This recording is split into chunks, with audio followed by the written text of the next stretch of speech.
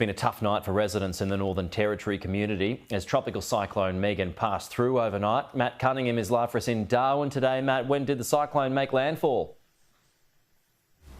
It was about 5 o'clock yesterday afternoon, Pete, but it has been a difficult night for residents, particularly in the community of Borroloola. Now, there were plans made yesterday for about 700 residents from that community to be evacuated as this cyclone moved through. They had to be called off because the Australian Defence Force planes that were due to bring them here to Darwin couldn't land at Borroloola. So instead, they were forced to bunker down in about 50 or 60 houses in that community that are coded to withstand a Category 3 cyclone. That's the intensity this system reached as it crossed the coast. Now, it has de-intensified since then. It passed just south of the community of Borroloola. It's now been downgraded to a Category 1 system. But questions are being asked about whether the government had adequately prepared for this cyclone.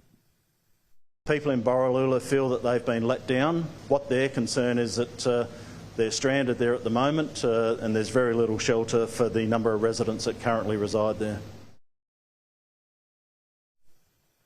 This is a system that had already made its way through the Gulf of Carpentaria. It brought more than 500 millimetres of rain to Groote Island over the weekend, but the police minister says that the government did everything it could to ensure the safety of residents, but this was a system that just moved a lot faster than expected. This cyclone has moved faster and has developed quicker into a Category 3 than we initially anticipated.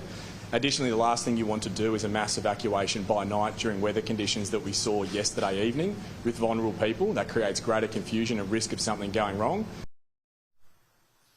It's a Category 1 system at the moment, Peter. It's expected to be downgraded further later this morning. And while it won't be a cyclone anymore, it's still expected to bring heavy rain this week to parts of the Northern Territory, parts of the NT that have already experienced significant rainfall this wet season. So it might be an interesting few days ahead. Yeah, no doubt. Matt, thank you. We'll talk to you again next hour.